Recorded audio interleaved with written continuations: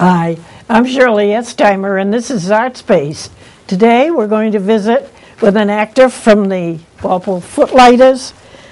His name is Roger Alex Gaudreau, and hopefully we're going to interview him about the new play that's coming, I Hate Hamlet. That is, if he's here. Welcome. Thank you. To the show. This is something that I don't believe I've ever seen. I Hate Hamlet. It was originally on Broadway a few years back. I hadn't heard about it until the Footlighters presented the audition notice, and some people at the Footlighters mentioned it. It's a play about a television actor from California who comes to New York to be in Hamlet because he's trying to resurrect his career. And while there, he rents an apartment that used to belong to John Barrymore, who is regarded as the best American, or the best Hamlet of all times. And so the ghost appears, and they go at it with words, with swords, and so on. Well, we have posted a few pictures here, and indeed, I think you do have that perfect profile. How did they ever find you? I actually was with the Footlighters at a previous production for You're in Town. And, oh, yeah. So I was part of that show. And when the audition notices for I Hate Hamlet went around, I thought, well, auditions were 2 days after You're in Town ended. Oh. So I thought, maybe I should take some time off. And then I said, what the heck? I'll go down and I'll audition. It was kind of on a whim. And I got up there, and it was fortunate for me that my reading partner was a fellow You're in Town actor. So we were very comfortable together. I think that gave me a leg up. And I just got up there and did my best sort of larger-than-life portrayal of the scene they gave me. I got a call a couple days later. I was honestly very surprised. There were a lot of very talented people auditioning for the same part at that time. So I was grateful and, like I said, not surprised. Very surprised that I got it. Well, this going from You're in Town to Hamlet is going from the ridiculous to the sublime, wouldn't you think? Yeah, it was very different shows. You're in Town, is a farce, really, and it's a musical, whereas I Hate Hamlet is not. So it's actually the first time in a long time that I've been on stage without singing, and it feels a little strange. I'll bet it does. Well, let's go a little deeper into the plot without giving too much away, okay, and identify the 6 characters so that we'll understand how they relate to you. Okay. So it's a test to see if I've been paying attention. Okay, so the other male lead is Andrew. He's the television actor who has left California because his TV series has come to an end, and he is looking to reconnect with his acting roots, do something meaningful up on stage, and he ends up being cast as Hamlet.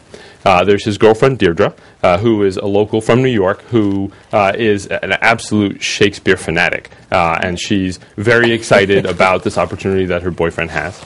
There's Felicia, who is the real estate agent that arranges for the rental of the apartment to Andrew. She is, we'll say, a quintessential New York real estate agent, and the actress who plays Regina does a great job. There is Lillian Troy, who is Andrew's agent, who, it turns out, had a bit of a thing with Barrymore back when she was younger, when Barrymore was actually in New York on Broadway. And then there is Gary. Gary is Andrew's L.A. agent, who is, shall we say, a little focused on the materialistic aspects of a TV and working with Hollywood. Well, the thing that amuses me about the girlfriend is that she is saving herself until they are hopefully married. Yeah, that's a great bit throughout the play. There are a couple of very funny moments related to that. I'll bet. Well, there must be some very complicated things that lead to the scene when you suddenly appear? Well, the real estate agent reveals to Andrew, Felicia reveals to Andrew that the apartment used to belong to John Barrymore. And there's a bit of talk about whether Andrew, is as good as Barrymore and will establish a reputation. And, Deirdre says, oh, someday they'll say, that Andrew Rowley lived here. Then someone gets it in their head that they should try to contact the spirit of John Barrymore. And Felicia reveals that she's a psychic, and there's a seance, and there are spooky noises, and so on and so forth. And then there's a loud crashing of thunder, and everyone thinks that nothing really happened until they all leave, and Andrew is alone in the apartment, and that is when John Barrymore reveals himself. Well, the hero is, I understand, quite nervous. Apparently, there is a special strain on actors who are attempting to do Hamlet. Well, that's the remark, I hate Hamlet. Well, Hamlet is an insanely complex role. It is... I've never played it myself, so I'm kind of going on my memories of having read it a couple of times throughout my school career. But there's a line I deliver where I say that I was given a role that was so insanely complex, so fantastic and impossible that any attempt is only that, an attempt. And the general feeling is that no one can do Hamlet justice because it's just so complex. So everybody does the best that they can and are measured, accordingly. So, well, what is it that makes Hamlet so difficult to play? Why are they leery of it? Well, the Hamlet himself is a very complex character. Right? He's dealing with his father has died, and he is trying to expose the murder, but in a way that you must forgive me. It's been a little while since I've read it myself, but he's dealing with the murder of his father. He sets up a play, and the murder of his father by his mother's new husband, who is the new king, and he is trying to reveal that the king was complicit in the murder. And he does so by contracting with a group of actors to portray a play in which the king murders his brother, for example. I believe is what happens. And all of this is meant to say to the king, "I know what you did, and I'm going to get you for it." Meanwhile, the king is in charge, and he controls all the soldiers, and could order Hamlet's death at any moment because it's treason.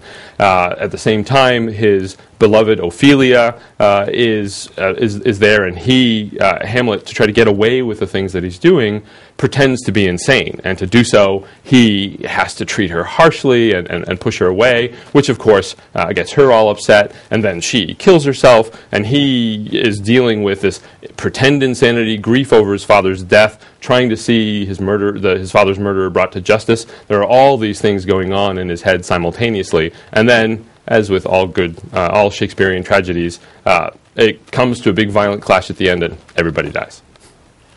Well, I had the extreme good fortune, I think it was about 10 years ago, to interview Simon Russell Beale, who was considered the best Shakespearean actor in the world, and it was a very exciting experience.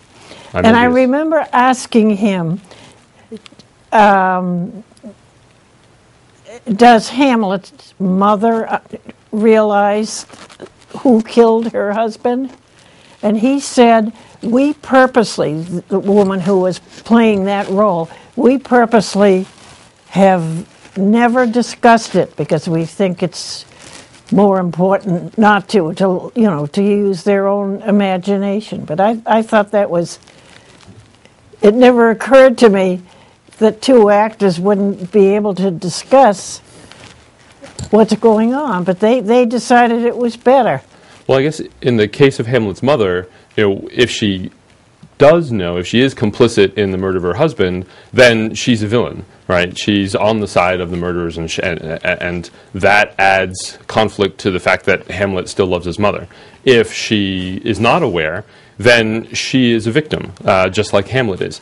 So there is rich material there for an actor either way. As for why, in that case, I don't know why those two actors themselves would not have discussed it or would not have chosen it.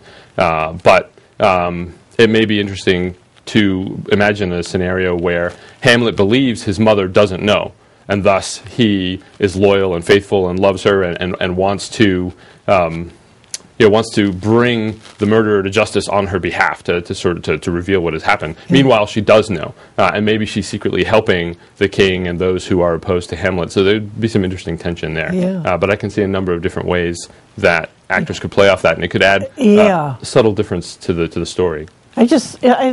I was fascinated by the fact that that particular situation, they decided best not to talk about it. I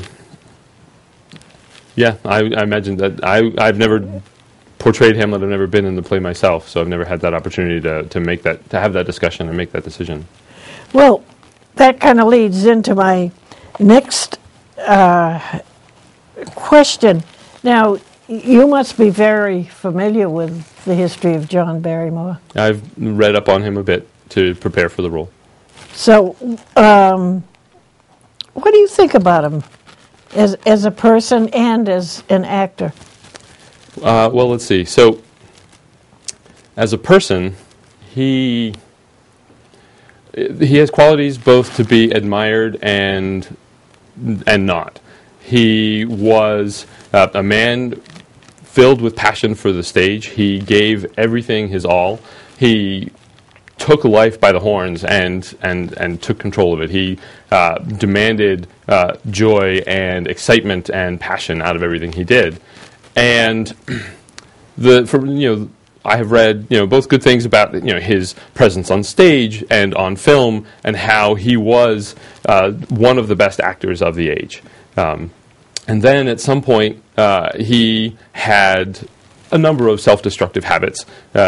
Most people do. We smoke, we drink, we do various things that make us feel good, but we know aren't good for us. Yeah. And John Barrymore was no exception, and he was, much like he was larger than life on the stage, he was larger than life oftentimes in his private life, and vacationed extravagantly, and drank a lot, and smoked a lot, and there are rumors about how when he was fully in the grips of his alcoholism, if he couldn't find alcohol, he would drink cleaning fluid or other things. Goodness. Yeah, and during Prohibition, there are tales that he drank a lot of things that were very bad, beyond bad for you, but overtly poisonous, and that caused some of the mental decline that he experienced later on in his career, and was part of why he crashed and burned so quickly.